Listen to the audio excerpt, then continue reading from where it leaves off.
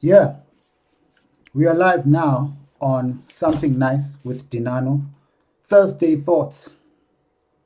Three thoughts, not on a Thursday this time around, but it's three thoughts on a Friday evening. Welcome to this live stream. This is the first time we're going live, so I'm excited. And at the same time, I'm also a bit nervous, but it's something we'll have to get over. It's Friday, the 4th of December, 2020. What a great year. Well, in terms of surprises, I don't want to sound like Bushiri now because he predicted, was it a prediction or no, it was a prophecy that it was going to be a great year. Well, I've just said it's a great year. I don't think it has been. I think it has been a very difficult year. A lot of us lost a lot of loved ones. I personally have lost a number of people in my family, too many to count, over 7 or around 7 people.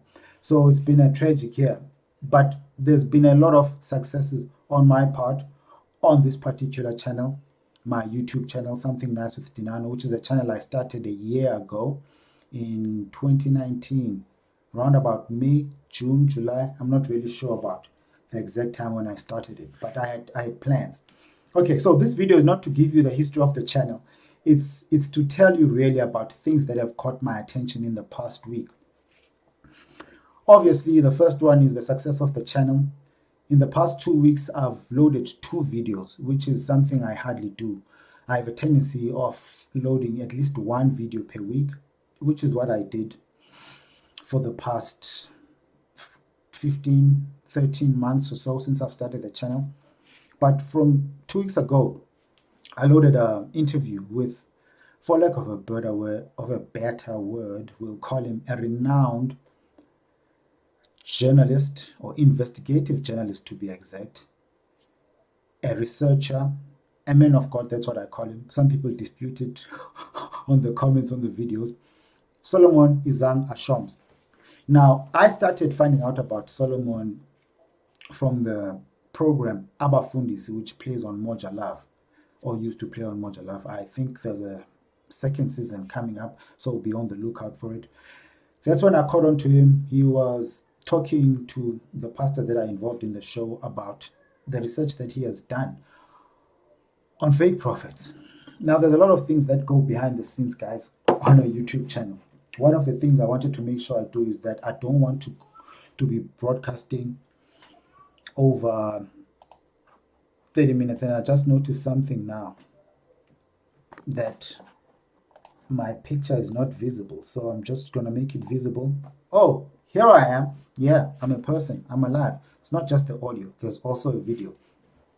So I caught on to him on Abafundisi, Solomon, and I appreciated the work that he was doing.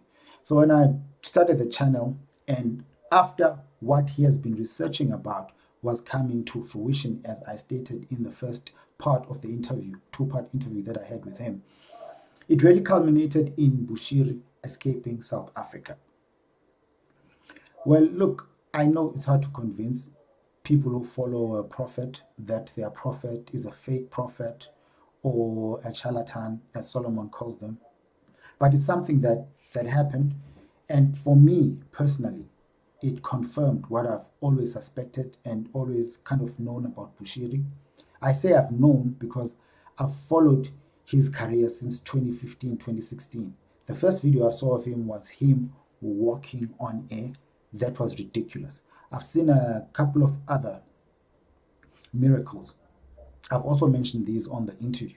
The one where he calls someone in the spirit with an iPad, also ridiculous. There's one CGI trick that he does of angels appearing in the church. Looks a bit amateurish, that CGI, if you know anything about television production and special effects. And then there's also another one, which I forgot to mention in that interview, of him stretching a hand of a woman. Something that was really interesting for me whilst I was studying and learning Bushiri. I won't lie, I enjoy the entertainment factor that he brings to the table. I enjoy watching him. I like his confidence. I think it takes a lot of confidence to stand up every day and try to convince people that the BS that you're doing is real and true, because he has a lot of followers and they really believe what he's saying. Anyway, what really interested me was a comment that was shared or said by Bishop Joshua Maponga, who's a very interesting character who I'd love to interview in the near future too. He says, someone telling you about what is in your fridge. There's a video that's been doing the rounds on social media of Bushiri telling a woman what is in her fridge that morning. Says someone telling you about what has happened, someone telling you about what your name is, who your parents are, who your sister is, who your brother is, who your employer is. That's not prophecy. He says that is history. So he's giving a history lesson. Now, what really caught my attention is the interest that these videos gathered on social media. People love their prophets and people love defending their prophets. By the way, the live chat is open. If you want to comment or leave a message, just do so and I'll read it out and we can engage live. I mean, in the future, I want to make it even more interactive via WhatsApp calls, but I mean, let's work on the budget first. Okay, so as I was saying, this guy is just telling history. People have been commenting on the videos, defending their prophets, saying Solomon is a fake man, he shouldn't be judging men of God, he doesn't know what he's talking about.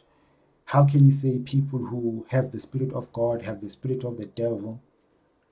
As I've said from the onset, what I really like about Solomon Izang Ashoms is that he always goes back to the Bible. I've seen a couple of people who are doing these videos on these fake prophets. And for me, one thing that has really bothered me is that a lot of them, as I have noticed, don't go back to the Bible. I'm raised in a traditional Christian church, raised a Seventh-day Adventist, people who are known for reading the Bible. And I just want to confirm everything with a reference in the scripture. Solomon read a couple of texts from the Bible to show that there are some qualities we have to look out for us to be able to discern or to be able to confirm whether one is of God or not. So people were really just defending their people, but there were people who were really giving Solomon, the compliment that, man, keep doing what you're doing. We really enjoy your work and we appreciate the work that you're doing to expose these guys. Another thing that caught my attention this week is this. The lotto numbers in South Africa. Now, if you follow the news in the country, you will know that, we had a very interesting week in the lotto. Even The Guardian is a newspaper in the UK. It picked up on the story. It ran the story. Now I'm just going to read what the headline says on The Guardian. 6 in a row. Winning numbers in South African lottery are 5, 6, 7, 8, 9, and 10. 10 was the bonus number, by the way. An unusual sequence of numbers drawn by South Africa's National Lottery has left players blah, blah, blah, blah. Okay, my slideshow is too quick for me to read the whole thing, but it really shocked me. And what is even more shocking is that there are people who actually got the numbers right. I think 20 people, or is it 10 people? I'm not sure about the number now. But each of them won something like 5.7 million rands. Well, cheers to a very Merry Christmas to those people. They're really going to have a fun time with their families. Don't you wish you would have won that? What would you have done with 5.7 million? I was trying to think, what could I do with 5.7 million rands? Man, that's a lot of money. But if you know about the story of Moibone, our famous Moipone from the program I Blew It. I think Moipone won about 14 million, and she blew it in a space of what, 2 years, 3 years, 5.7 million. It may seem like a lot of money, but when you get it in the hand, in the economy, the strained economy that we're in South Africa, it can't really go far. What would you do? You might not know what you would have done with it, but I'll give you advice on what you could do with such money. Moving on to the other thing that really caught my attention in the week, the launch of the Mercedes Benz Maybach. Man, what a luxurious car. It was launched in Germany, of course, and what was really interesting was how they did it. You know, there's strict restrictions now with the global pandemic that's happening. And I try to avoid saying the word because of what YouTube is doing to videos which mention that word, you know. So the global pandemic, we'll keep it at that. Interesting launch. My brother notified me to it. By the way, he's also a car enthusiast. Follow him on his Instagram, as a talk fanatic. He has a lot of news and interesting information on cars. He's just a petrol head of note. So he notified me to it. I watched it, and he was going berserk because they were featuring one of South Africa's greatest, is it greatest? Or should I say richest billionaires, Johann Rupert. And Rupert apparently is a man of style, so they featured him on the Maybach. So they say it's not about being fashionable, because fashion gets outdated, right? He even quotes Coco Chanel, I think, with that statement of Rupert.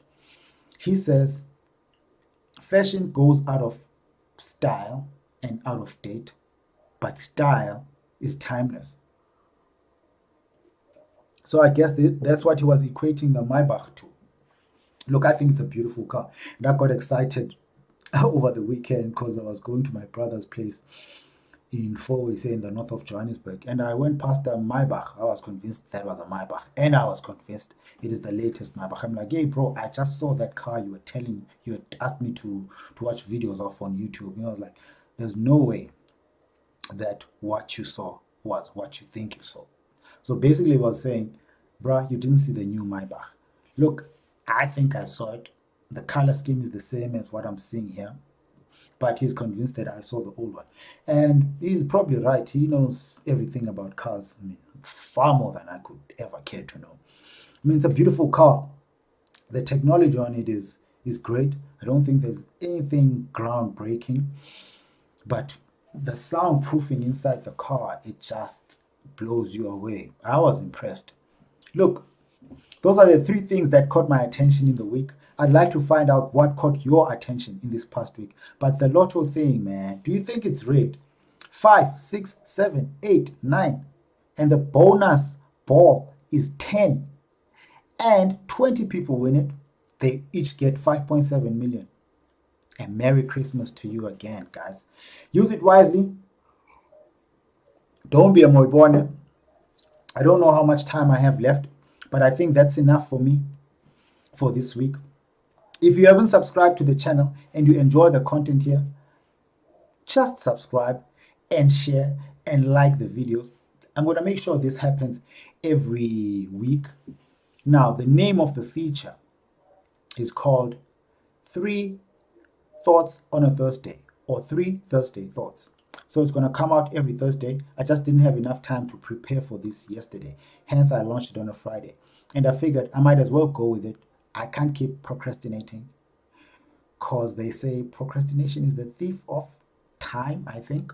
And I've been putting back a lot of things, but I've decided now to just go with it. I mean, in the next video, I'm going to try to go really, really professional. Oh, let me get myself back on camera. See, this is what happens with live videos when you try to do things professionally. If I had the time, I'll put down my name here with the branding of the channel, but I didn't have enough time to prepare for that. But at least I had enough time to prepare the slides for you. I hope you've enjoyed the first installment and the first live stream. Make sure you subscribe and share and like the video. Give me some advice on how I should approach and do these things, and get involved in the program, get involved in the show. Say something on the live chat. Send me a WhatsApp message if you've got my number. But as I'm saying, I'm planning to grow this. So by the time you catch on, if you're new here, next year, January, next year, February, it will be a fully fledged live production with a beautiful camera, which will blur out the background, and we'll probably go for longer than what we've done today. Today, it's just over 50 minutes, and I think it's enough. It's been great engaging, even though no one really engaged me. I'm sure next time people will engage. This is Dinano the Mano signing out on 3 thoughts: fake pastors, lotto numbers, and the Mercedes Maybach. By the way, the South African government has just issued, before I go, the South African government has just issued is it an interdict? Something of that nature. What's the word, man? I've forgotten it. Extradition? Something like that. You know the word, I just forgot it. But they've gone through the Interpol route to try to get Shepherd Bushiri and Mary into South Africa to face the charges and go on trial for the fraud case that they face in South Africa. I hope it happens. Maybe in the coming week, Bushiri will be back in the dock in South Africa to face his charges. Man, let him have his day in court. Let him prove that he's innocent. And hey, look, a man of God shouldn't be scared to face the law if he's a real man of God. I have my reservations. But anyway, thank you for being with me. This is 3 thoughts from Dinano the Mano on Something Nice with Dinano. Peace.